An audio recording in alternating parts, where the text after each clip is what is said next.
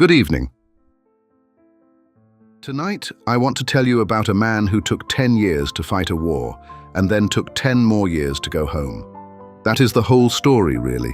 20 years, one island, one wife, one son who was a baby when his father left, and a grown man when he came back. Everything else, the monsters, the goddesses, the shipwrecks, the talking winds, everything else is decoration on that single, painfully human frame. A man is late coming home. Catastrophically late. His name was Odysseus. The Romans would later call him Ulysses. The Greeks called him Polytropos, a word that means roughly the man of many turns, many twists, many ways. It can mean well-traveled. It can mean clever. It can also mean slippery, in the way you'd say it about a businessman you don't entirely trust. Homer chose that word as the very first description of his hero, and he chose it because all three meanings are true at once. So, settle in. We are going to walk through this entire story, from the beginning, and I mean the real beginning before the war, all the way to the last page. And along the way, I'm going to stop occasionally and put on my other hat, the historian's hat, and ask the question that always sits underneath this material like a stone under a carpet. Did any of this actually happen? To understand Odysseus, you first have to understand that he does not come from the Greece you're picturing. Forget the white marble. Forget the Parthenon. Forget philosophers in sandals arguing in a public square. Forget democracy. All of that is roughly 700 years after the world of this story. That's the distance between us and the Crusades. The world Odysseus belongs to is the late Bronze Age. Call it 1250 to 1180 before the Common Era. And it was not a world of city-states and citizens. It was a world of palaces and kings. Archaeologists call it the Mycenaean civilization, named after Mycenae, the great fortified citadel in the northeast Peloponnese. And these people were not gentle. Their palaces sit on hilltops behind walls made of stone so enormous that later Greeks, who had completely forgotten how they were built, decided that giants must have done it. They called the masonry Cyclopean, built by Cyclops. Remember that word. We'll come back to it, and the coincidence is going to be delicious. We can actually read some of these people's records. In 1952, an architect named Michael Ventris cracked a script called Linear B, and it turned out to be an early form of Greek written on clay tablets. And what do the tablets say? Not poetry, not epics. Inventories, sheep counts, chariot wheels, including a heartbreaking entry for wheels listed as unfit for use. Rations of grain, bronze allocations, names of gods, some of whom we recognize. Poseidon appears constantly, far more prominent than Zeus. That's the world. A palace economy. A king at the center, scribes recording every last goat, workshops turning out bronze and perfumed oil, and ships moving that oil across the Aegean to Egypt, to the Levant, to Anatolia. And on the far western edge of this world, out past the mainland, in the Ionian Sea, a small, rocky, unimportant island called Ithaca. Odysseus is not a king of Mycenae. He is not Agamemnon commanding 100 ships. He is the lord of a goat island. In the great catalogue of forces that sail for Troy, he brings 12 ships. 12. Agamemnon brings 100. Nestor brings 90. This matters enormously. Odysseus is the small man in a room full of giants. He cannot win by force. He has to win by wit. His entire character is a response to his address. Now, the war. It begins in the myth with a woman, Helen, said to be the most beautiful woman alive. Every prince and king in Greece wanted to marry her, and her stepfather Tyndareus found himself in an extremely dangerous position. Whichever suitor he chose, the others would take it as an insult, and they were all armed. And it is Odysseus who solves the problem. He proposes a deal. Make every suitor swear an oath before the choice is made. Whoever wins Helen, all the rest will defend that marriage. If anyone ever takes her, we all go and get her back. They swear it. Helen goes to Menelaus of Sparta. Note what Odysseus has done. He has invented a mutual defense treaty. He has essentially invented NATO. 3,000 years early, and like a good lawyer, he takes his fee up front. In exchange for the idea, Tyndareus helps him marry Helen's cousin Penelope, which is the other thing you need to know about Odysseus. He married the only person in Greek myth as clever as he is. That is not a small detail. That is the load-bearing wall of the entire story. They have a son, Telemachus. And then, years later, a Trojan prince named Paris arrives in Sparta as a guest and leaves with Menelaus's wife. The oath comes due. And here is where you learn something crucial about our hero. Odysseus did not want to go. There's an old story, not in Homer but preserved by later writers, that when the recruiters came to Ithaca, Odysseus pretended to be insane. He yoked a mismatched pair of animals to his plow and went up and down the beach sowing salt into the sand. Look at me. I am mad. I am useless to you. And a man named Palamedes, clever himself, took the infant Telemachus and laid him in the sand in front of the plow. Odysseus stopped. That's the moment. That's the whole man in one image. He is caught because he is not, in fact, a monster. He will lie about anything, but he will not run over his own son. He goes to war, and he doesn't come home for 20 years. One more thing before we leave Ithaca. When Odysseus was a boy, he went hunting on Mount Parnassus with his grandfather, and a wild boar came out of the thicket and opened his thigh with its tusk. He killed the boar. He carried the scar for the rest of his life, on his leg, above the knee. Hold on to that scar. It comes back at the exact moment that matters most. I'm going to move quickly here, because the Iliad is another lecture entirely, but you need the shape of it. 10 years of siege, not 10 years of battle, 10 years of a fortified city that will not fall, an army camped on a beach, disease, boredom, raiding the countryside for supplies, and quarrels between commanders that are far more dangerous than the enemy. Throughout it, Odysseus is the fixer. When the army breaks and runs for the ships, he's the one who turns them around. When Achilles withdraws in fury and the Greeks are losing, Odysseus is sent to negotiate. He goes out at night with Diomedes on a raid into the Trojan camp, the episode called the Doloneia, and comes back with stolen horses and blood on him. He is the one they send when a thing needs to be handled, and handled quietly. And at the end, when 9 years of spears have accomplished nothing, it is Odysseus who ends the war with an idea: the horse. Everyone knows the horse. What people forget is how ugly it is as a plan. It requires the Greek army to burn its own camp and sail away, visibly, humiliatingly, as if beaten. It requires several dozen men to sit inside a wooden box in the dark, in silence, for a full day and night, inside an enemy city, while that city celebrates around them. It requires one man, Sinon, to be left behind as a deliberate sacrifice, to be captured and tortured, and to lie convincingly the entire time. And it works because Odysseus understood something about people that the other commanders did not, that a besieged city after 10 years does not want to be careful. It wants the siege to be over. He didn't defeat Troy's walls.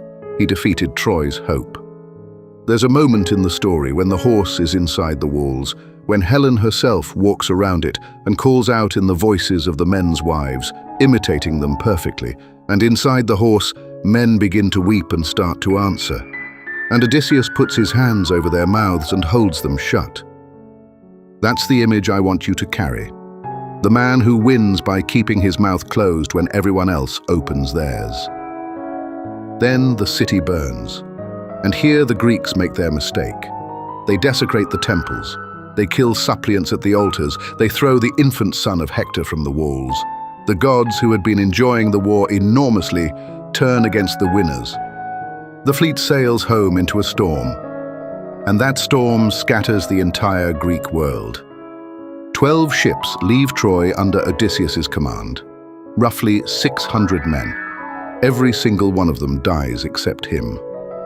I want to say that clearly because the story is often told as an adventure. It isn't. It's an attrition. It's a man watching his entire command die in installments over 10 years, and the poem never lets him, or us, Forget it. The first stop is not a monster, it's a war crime. They land at Ismarus, city of the Cicones, and they sack it. Kill the men, take the women, take the wine. Standard Bronze Age raiding. Odysseus says, get back on the ships. His men, drunk, refuse. So the Cicones ride down from the hills at dawn with reinforcements, and 6 men from each ship die on that beach. 72 men. Dead. Not to a Cyclops. To greed and to not listening. That is the pattern of this entire journey, established in the very first episode. Odysseus survives. His crew does not, and the reason is almost always that they wanted something and would not wait. Then a storm takes them past the southern tip of Greece, past Cape Malea, which real ancient sailors genuinely feared, a place where currents and winds could throw a ship off the edge of the known world, and after 9 days they land somewhere with no name on any chart. The land of the Lotus-Eaters. The people there are not hostile. That's what makes it frightening. They offer the scouts a fruit, and the men who eat it lose all desire to go home. Not their memory, their want. They simply stop caring. Odysseus has to drag them back to the ships and physically tie them under the benches while they weep. Consider what the poem is saying in its very second episode. The first threat to a man's homecoming was violence. The second threat is contentment. It is the possibility of being happy somewhere else. That threat is going to come back, in a far more sophisticated form, and it's going to have a goddess's face. Now the famous one, they land on a wild island of goats, and across a channel is another shore, and Odysseus does something that is entirely characteristic and entirely unnecessary. There is no need to go over there. They have food, they have water. He goes because he wants to see who lives there. Curiosity, not greed, not need. He says it himself. He wanted to find out what kind of men these were and whether they would give him guest gifts. He takes 12 men and a skin of extraordinarily strong wine, and they find a cave, huge, full of cheeses and penned lambs. The men say, "Take the cheese, take the lambs, go." Odysseus says no. "We'll wait for the owner." The owner is Polyphemus, a Cyclops, a one-eyed giant the size of a mountain crag, who rolls a stone across the cave mouth that 20 wagons could not move, and then eats 2 of the men raw for dinner. Now here, Odysseus is trapped by his own cleverness in a beautiful way. He cannot simply kill the giant in his sleep. If he does, they all die in the cave, because they cannot move the stone. He has to solve a problem with 2 constraints. The giant must be neutralized, and the giant must open the door. So, the wine. He offers it. Polyphemus drinks and is delighted and asks his name. And Odysseus says, "Nobody. My name is Nobody. That's what my mother and father call me." The giant, charmed, promises a guest gift in return. He will eat nobody last. Then he passes out. They take an olive wood staff, sharpen it, harden the point in the fire, and drive it into the single eye. And when Polyphemus screams, the other Cyclopes come running to the cave and shout through the stone, "Who is hurting you? Who is killing you?" And he answers, "Nobody is killing me." So they go home. Of course they do. If nobody's hurting you, they tell him, it must be a sickness sent by the gods, and there's nothing we can do about that. Pray. That is, I think, the oldest joke in Western literature, still funny in the original. The blinded giant opens the cave at dawn to let his flocks out, sitting at the entrance, feeling the back of every sheep as it passes, and Odysseus lashes the rams together in 3s and ties each man underneath the middle one and clings to the belly of the great ram himself, and they walk out under the giant's hands. They make the ships. They are alive. It is a total victory. And then Odysseus ruins his own life, because as they row away, he cannot resist. He stands up and shouts back at the shore. He taunts the blind giant, and his men beg him to stop. The giant is hurling boulders that nearly swamp the ship, and he does it again anyway, and this time he gives his real name. Odysseus, son of Laertes, of Ithaca. Remember it. He needed the credit. After all that cleverness, he could not bear for the story to be told about nobody. And Polyphemus lifts his hands and prays to his father. And his father is Poseidon, god of the sea, the god on whose element this man must travel for the next 10 years. And he asks, "Let him come home late and broken and alone in a stranger's ship, and let him find trouble in his house." Every single word of that curse comes true. That's the tragedy at the heart of Odysseus. His great gift is that he can hide who he is. His great flaw is that he cannot bear to hide it forever. Two disasters, quickly. They come to a floating island ruled by Aeolus, keeper of the winds, who treats them magnificently for a month, and then gives Odysseus a parting gift. A leather bag, tied with silver wire, containing every wind except the gentle west wind that will blow them home. 9 days they sail. On the 10th day, they are close enough to see Ithaca, close enough to see the men on shore tending their fires. And Odysseus, who has not slept in 9 days because he will not let anyone else touch the sail, finally falls asleep. And his crew, who have watched him receive gifts at every stop, who have carried nothing home themselves, who assume that bag is full of gold he isn't sharing, open it. Every wind on earth comes out at once. They are blown all the way back to Aeolus, who takes one look at them and refuses to help again. A man this hated by the gods, he says, is not someone I'm going to assist. Then the Laestrygonians, another harbor, another cannibal people. But these ones are not a solitary shepherd. They are a nation. They stand on the cliffs above the harbor and drop boulders onto the ships packed below and spear the men in the water like fish. 11 ships destroyed, 11 crews gone in an afternoon. Odysseus' ship survives only because he, cautious for once or lucky, had moored outside the harbor. 1 ship left, out of 12. They come to Aea, and a scouting party finds a house of polished stone in a forest clearing, with wolves and lions moving around it, tame, fawning, wrong. Inside, a goddess singing at a great loom. Circe, witch, enchantress, daughter of the sun. She feeds the men, and the food is drugged. And when they've eaten, she strikes them with a wand, and they become pigs. Real pigs, bristles, snouts, the whole thing. And she drives them into a sty and throws them acorns. And here is the cruelest line in the passage. They had the mind of a man still inside. 1 man escapes and runs back to the ship. And Odysseus, say what you like about him, goes alone, up that path, to a house of a goddess who turns men into livestock with nothing but a sword. On the way, the god Hermes meets him and gives him a herb called moly, blackroot, white flower, which no mortal can dig up. It makes him immune. So when Circe strikes him with the wand and he does not change, she understands instantly who he is. She'd been warned that Odysseus would come one day, and she falls at his knees. They come to an arrangement. She restores his men. She swears an oath not to harm him, and they stay. For 1 year. I want you to feel that year, because the poem passes over it almost casually. 12 months of good food and warm beds and a goddess's company, while a woman on Ithaca is holding a kingdom together alone. And it is not Odysseus who ends it, it's his men. They come to him and say, essentially, "Sir, it's time. Do you remember home?" That's the second temptation, and it's the same one as the lotus, in a much better dress. Before they go, Circe tells him the price of leaving.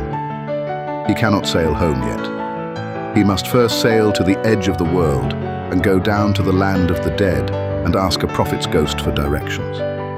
This is the center of the poem. Book 11 of 24, the exact middle. That is not an accident.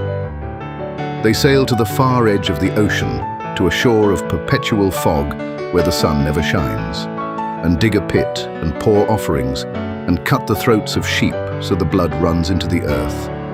and the dead come up out of the dark to drink it. They come in a crowd, brides, young men, old men, soldiers still in their bloodied armor, and Odysseus has to stand there with a drawn sword and keep them back from the blood until the one he needs arrives.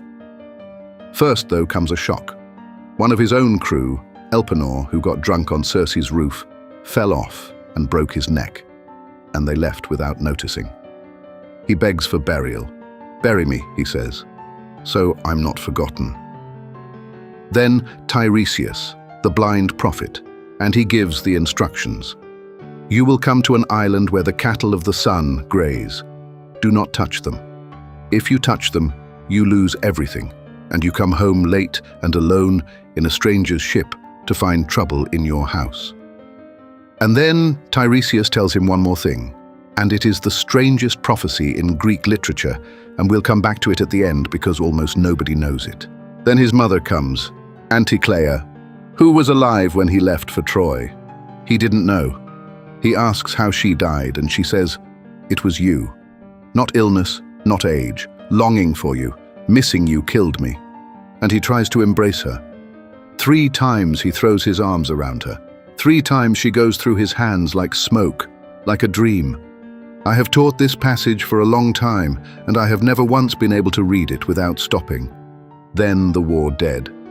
Agamemnon, the great commander, king of kings, who tells him how he came home from Troy at last, and his wife and her lover murdered him at his own welcome feast. He was cut down beside a table full of food. "Come home in secret," he warns Odysseus. "Trust no woman." And then, because even in death he's fair, except yours. Yours was always good. And then Achilles, the greatest warrior, the man who chose a short, glorious life over a long, quiet one. And Odysseus, trying to comfort him, says, "Surely you're a king among the dead." And Achilles, in the most famous rejection of heroism ever written, tells him not to sweeten death. He would rather be alive as a hired hand working someone else's field for a landless man's wages than rule over all the dead.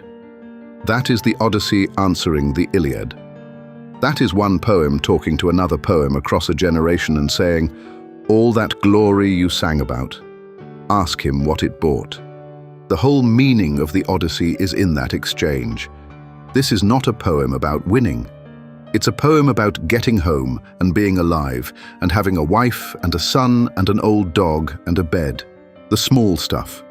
The stuff Achilles would trade the world for now. Back to the living. Circe gives him sailing directions, and they're all terrible. First the Sirens, 2 of them, in Homer, sitting in a meadow of rotting men. And here's the thing everyone gets wrong. They don't offer sex. They offer knowledge. They sing that they know everything that happened at Troy, everything that happens on Earth. They are the promise that you will finally understand. For a man like Odysseus, that is the perfect trap. So he plugs his crew's ears with wax and has them tie him to the mast because he wants to hear it. He wants both. He wants to have the experience and survive it. And when the song comes, he thrashes and begs and orders them to release him, and they, deaf, tie the ropes tighter. Then the strait. On one side, Charybdis, a whirlpool that swallows the sea 3 times a day. On the other, a cliff, and in a cave in that cliff, Scylla. 6 heads on 6 long necks, each with 3 rows of teeth. And Circe has told him the arithmetic. Charybdis takes the whole ship. Scylla takes 6 men. So he steers towards Scylla. He chooses. He picks 6 of his own men to die, and doesn't tell them and doesn't tell anyone. And he says afterward that it was the most pitiful thing he ever saw. His men snatched up, calling his name as they were lifted into the rock. He never named them.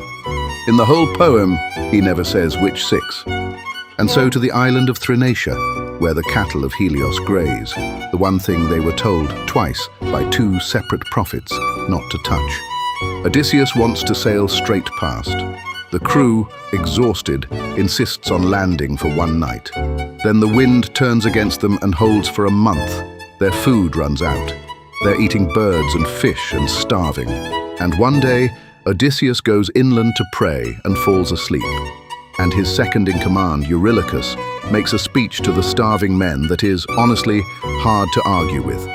He He says, "All deaths are hateful, but starving is the worst of them. Let's take the cattle. If the gods sink us for it, fine. Better to die at sea in one moment than waste away here." They slaughter the cattle, and the poem tells us the hides crawled and the meat on the spits lowed like living animals, and they ate it anyway for 6 days. Then they sail, and Zeus sends a single thunderbolt that splits the ship. Everyone drowns. Everyone. Odysseus lashes the mast and keel together and rides the wreckage, and the current carries him back to Charybdis, and he survives the whirlpool by grabbing a fig tree growing out of the rock and hanging there like a bat, he says, until the water spits his mast back up, and he drops onto it and paddles away with his hands. 9 days later, he washes up on an island, alone, completely alone for the first time in 20 years. The prophecy has come true, exactly as spoken. Late, broken, alone. The island is Ogygia, and it belongs to a goddess named Calypso, a name built on the Greek verb meaning to hide, to conceal, to cover over. She keeps him for 7 years. 7. That's the longest single stretch of the entire journey, longer than all the monsters put together, and there's no drama in it, which is exactly why it's devastating. The poem's largest span of time is a man sitting on a beach doing nothing.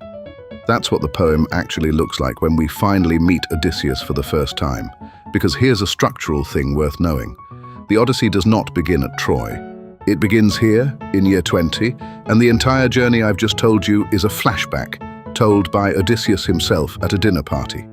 The poem starts in medias res, in the middle of things, and when we first lay eyes on our hero, he is not fighting anything.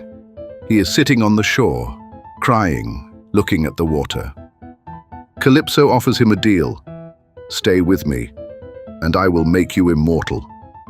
You will never grow old. You will never die. Understand what is on the table." Every other figure in Greek myth wants this. This is the thing that cannot be bought, and it's offered freely by a beautiful goddess on a paradise island forever.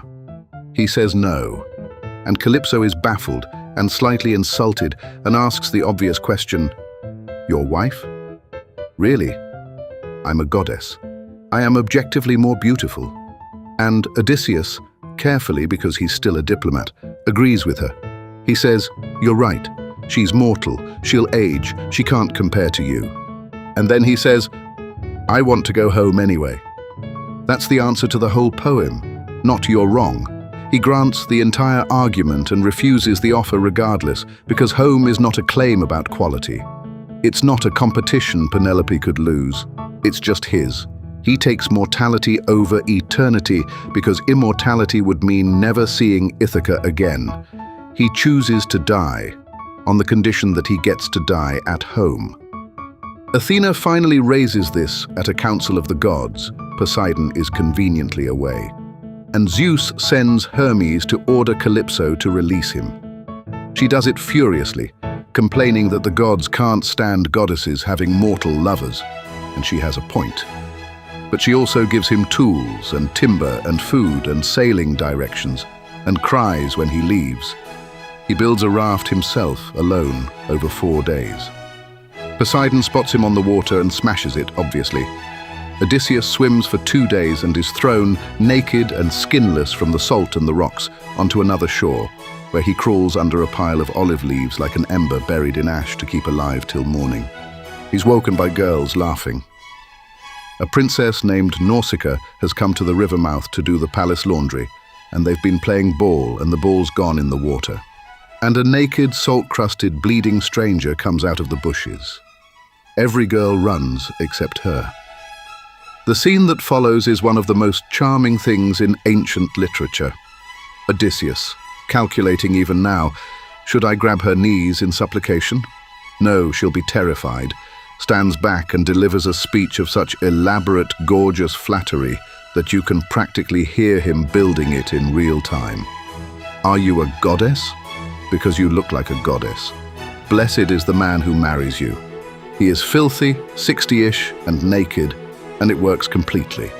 She gives him clothes, food, and precise political advice on how to approach her parents. And then, this is the part that gets me, she says quietly, that she hopes she'll marry a man like him one day, and nothing comes of it. The poem lets her have the thought, and then moves on, and she disappears from the story. There is a whole novel in that silence. The Phaeacians are the last stop. A magical, gentle, seafaring people whose ships need no rudders. They host him without asking his name, which is proper. That's the code of Xenia, guest friendship, the most sacred rule in this world. Feed the stranger first, ask later.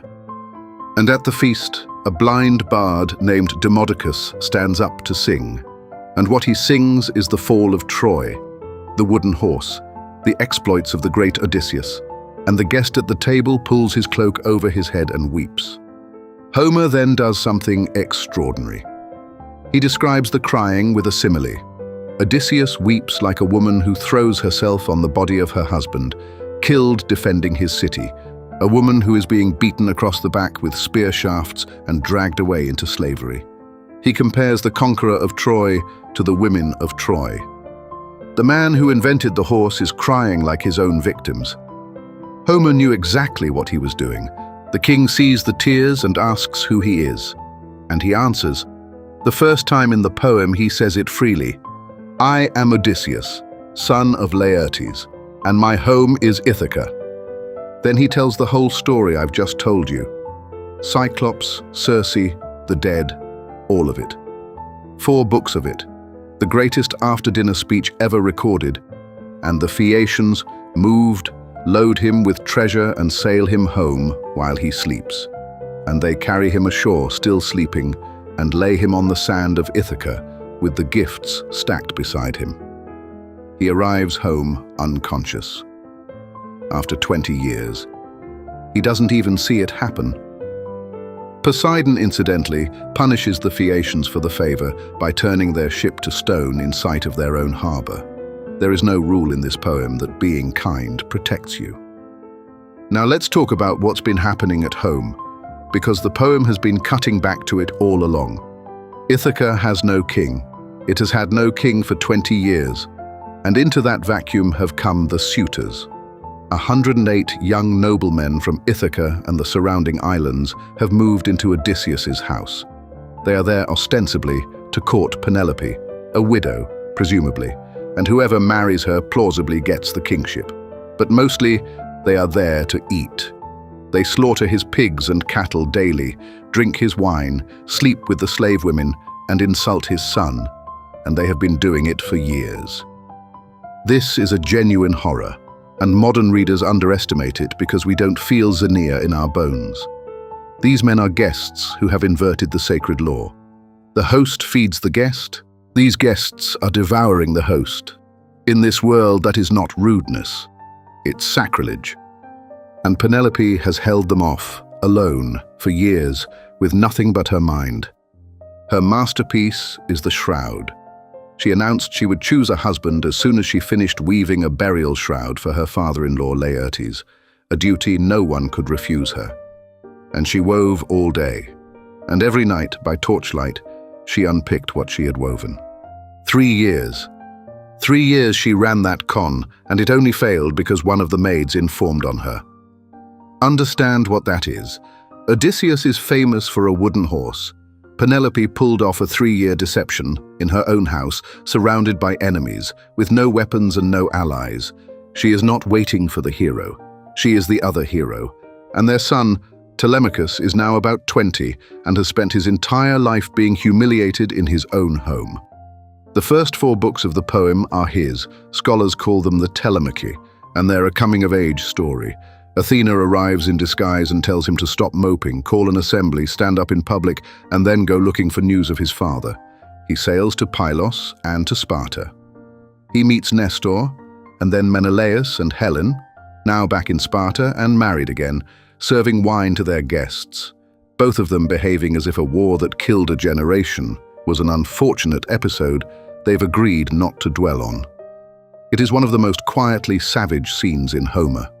And Telemachus learns his father may still be alive.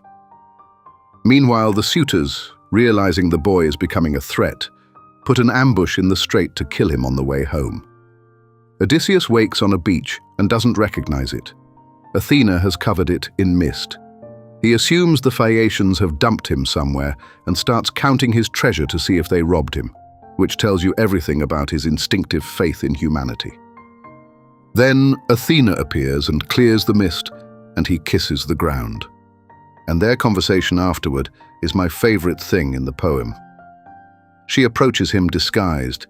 He immediately lies to her, spins an elaborate false biography about being a Cretan fugitive who killed a man, just reflexively out of habit to a stranger for no reason.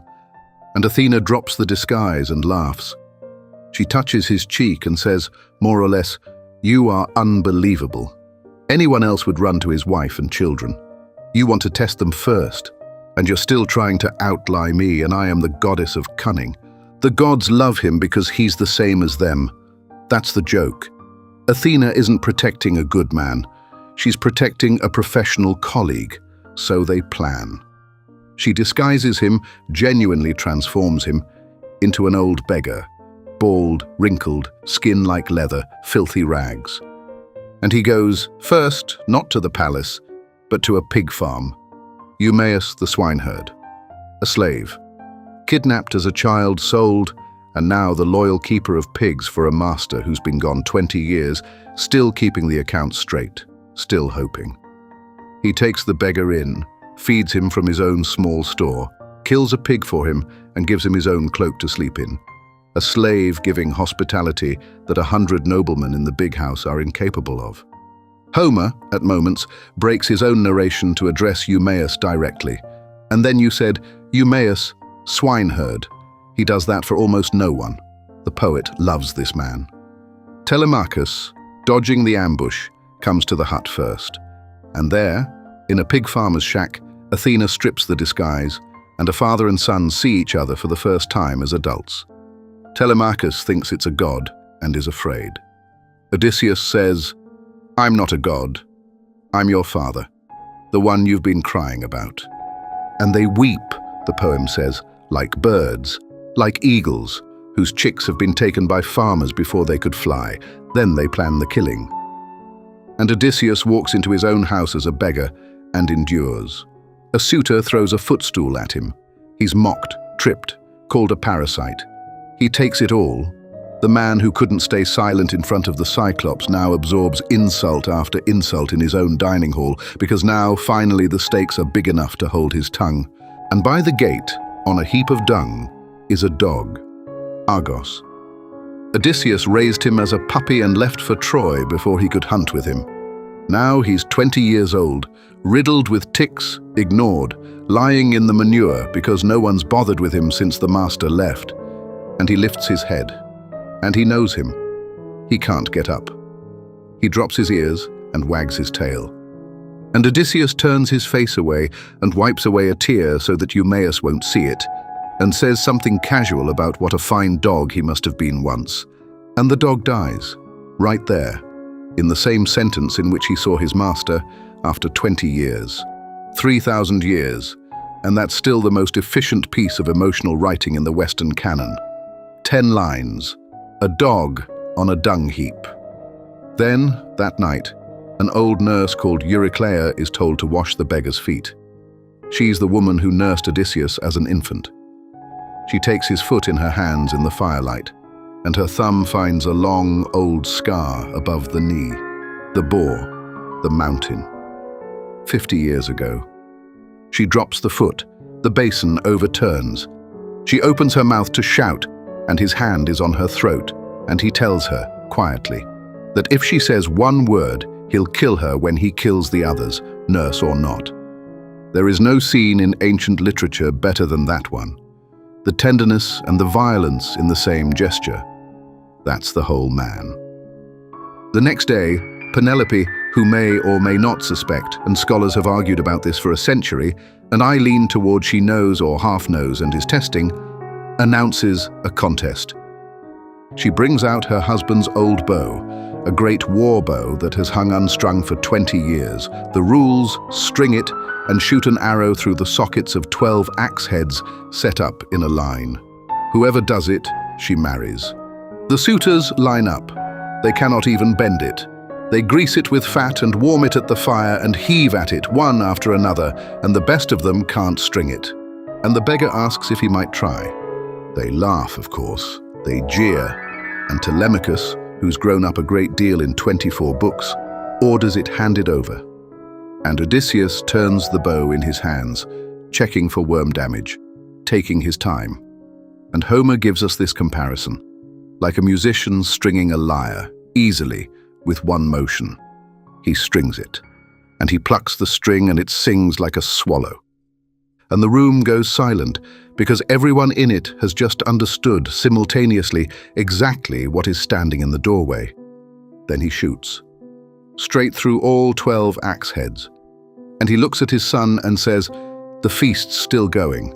Time for a little music." And he steps onto the threshold and dumps the arrows out at his feet and says, "That contest is over. Now for another target." And he shoots the leader of the suitors through the throat while he's lifting a cup of wine. What follows is not glorious, and Homer does not pretend it is. 4 men, Odysseus, Telemachus, Eumaeus, and a cowherd, against over 100 in a closed hall whose doors have been locked and whose weapons Telemachus has quietly removed the night before. Athena is there, but she holds back deliberately, making them earn it. It takes a long time. The floor is described as running with blood, the tables overturned, men crawling under furniture, one suitor begging on his knees and offering to pay everything back, a priest pleading, a bard spared because Telemachus speaks for him. At the end, Odysseus stands in a room of 100 dead men, and Homer gives him a simile, like a lion that has been feeding on an ox, its chest and cheeks smeared with blood, terrible to look at. The lion is not a compliment here. And then there is the part I will not soften, because you should know it. 12 of the household slave women had slept with the suitors. Some were coerced. The text is not remotely interested in the distinction. They are made to carry out the corpses and scrub the blood from the floor first, and then they are hanged. Homer compares them, as they die, to thrushes caught in a net. I tell you this because there's a temptation to present this as a clean story about a good man coming home, and it isn't. It's a Bronze Age story about a lord repossessing his property, and the poem's own moral universe is not ours. That's not a reason to discard it. It's a reason to read it honestly. The greatness of the Odyssey is not that it's comfortable. It's that it's true, about longing, about lying, about what people do to get home. And part of that truth is ugly. And now the best scene in the poem. Penelope is brought down. Euryclea is ecstatic. Your husband is home. The suitors are dead. And Penelope refuses to believe it. She comes down and sits across the fire from him and says nothing. Her son is furious with her, calls her heart harder than stone. Odysseus is covered in gore. She looks at him and says, "If he really is my husband, we know things no one else knows. We'll manage." And then she runs her test, and it is exactly the kind of test her husband would run. She turns to the nurse and says, casually, "Euryclea, move the bed out of the bedroom and make it up for him, out here." And Odysseus explodes, because that bed cannot be moved. He built it himself. There was an olive tree growing in the courtyard, and he built the bedroom around the living tree and cut the trunk down to a post and made the bed frame from it. The bed is rooted in the ground. Nobody could move it without cutting through a tree. "Who moved my bed?" he demands. "Who cut it? Has someone been in this room?" And Penelope's knees go weak, and she runs to him and puts her arms around his neck, because only 2 people alive knew that. And also, look at what he revealed by shouting. She didn't just test his memory. She tested his jealousy, and she got it. She caught him the way he catches everyone.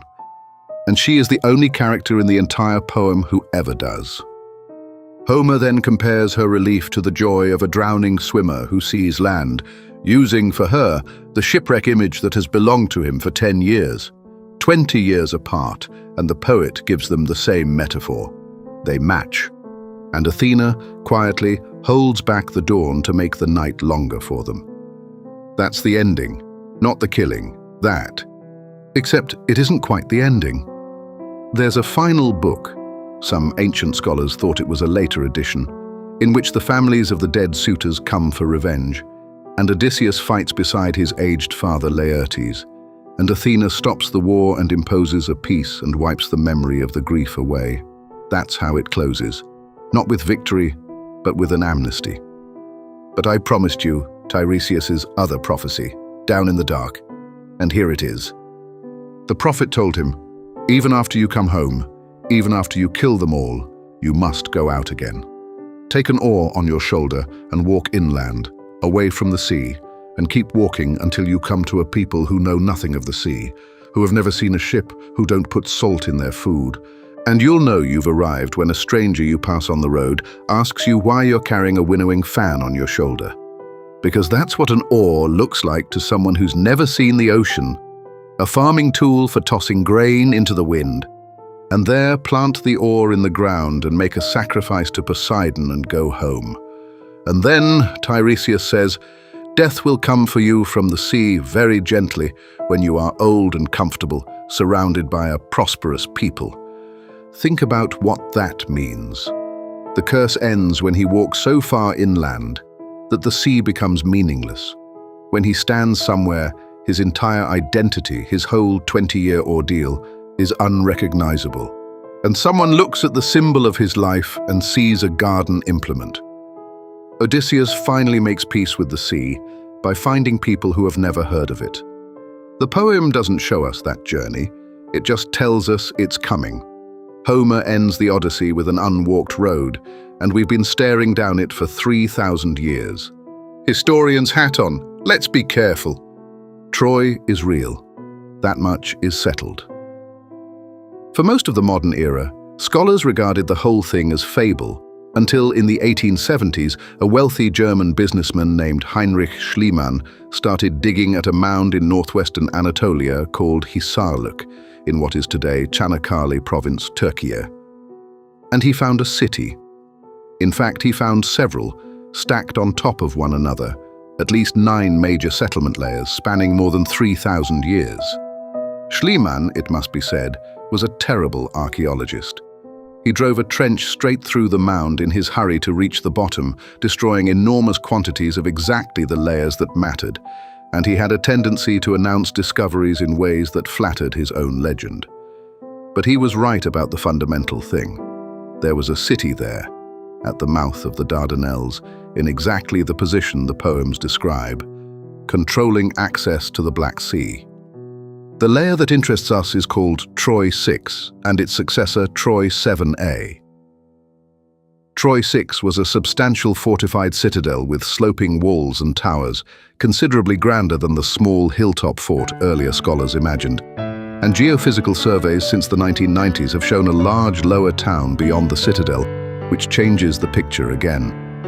This was a real city of possibly several thousand people. Troy 7a, occupied in the 13th to 12th centuries BCE, shows signs of siege, cramped housing, storage jars sunk into floors, and then a destruction layer with fire damage, unburied skeletons, and sling bullets. Something violent happened there at roughly the right time. That is as far as the spade can take us, the Hittites. Here's where it gets interesting, and this is genuinely one of my favorite things in ancient history. The Hittite Empire, based in central Anatolia, kept diplomatic archives. And in those archives we find a place called Wilusa, which most linguists accept as the Hittite form of Ilios, the other Greek name for Troy. We find a treaty with a king of Wilusa named Alaksandu, and Paris, Prince of Troy, has a second name in Homer, Alexandros. And we find repeated references to a troublesome power across the sea called Ahiawa, which is very plausibly the Hittite rendering of Achaia, Homer's word for the Greeks. The Hittite texts describe Ahiawan meddling, raiding, and territorial disputes on the Anatolian coast over generations. So we have documentary evidence of Bronze Age Greeks fighting over a place called Wilusa, not a wooden horse, not Helen, but the shape of the thing. Greeks and Anatolians in conflict over that specific city appears in someone else's filing cabinet, the Collapse. And then, around 1200 BCE, that entire world ends. Not just Troy, everything. The Hittite capital burns, the Mycenaean palaces burn or are abandoned. Egypt is attacked by a coalition its records call the Sea Peoples. Trade routes shut down. And in Greece, writing itself is forgotten. Linear B vanishes for 400 years. Nobody fully agrees on the cause. Drought, earthquake, migration, systems collapse, the failure of the long-distance tin trade that bronze depended on. Probably all of them compounding. That gap is called the Greek Dark Age, and it is essential to understanding this poem because Homer is standing on the far side of it, looking back. Homer. The poems as we have them were probably fixed in something like their current form in the 8th century BCE. That's around 750 to 700, some 400 to 500 years after the events they describe. Whether Homer was one person, two, or a tradition is a debate that will outlive all of us. But we do know how the poems were made, and this is one of the great detective stories of modern scholarship. In the 1930s, an American scholar named Milman Parry noticed that Homeric verse is built out of repeating prefabricated phrases: the wine dark sea, rosy-fingered dawn, grey-eyed Athena, each metrically shaped to slot into a particular position in the line. Then he and Albert Lord went to what was then Yugoslavia and recorded living illiterate bards performing epic songs of thousands of lines and found they worked exactly the same way, not memorizing, but composing in performance from a toolkit of formulas. So the Odyssey is not a book someone wrote. It is the frozen recording of a performance tradition, a song sung and re-sung for centuries and only late in its life committed to writing, which explains why the poem's world is a jumble. The material culture in it mixes Bronze Age details the singers preserved almost fossil-like, boars' tusk helmets, tower shields, bronze weapons, with Iron Age details from the singer's own time. It's a palimpsest, a memory of a memory of a memory, revised by every mouth it passed through. And Ithaca? Honestly, it's a mess. The island now called Ithaca doesn't fit Homer's geographic description very well. He calls the hero's island low-lying and westernmost, which Ithaca isn't. There have been serious proposals that Homeric Ithaca is actually part of neighboring Kephallonia, whose Peliki Peninsula may once have been separated by a channel that later filled in. The geological work is contested. It may never be resolved, which is, I think, appropriate. The one island in this story you can't quite locate on a map is the one that mattered most. So why this one? Why, of all the stories, has this one refused to die? Achilles is unreachable. He's the best there has ever been at killing. He's half divine, and he dies young. There's nothing in him to hold on to. Odysseus is us. He's middle-aged, he's tired, he is often frightened and says so.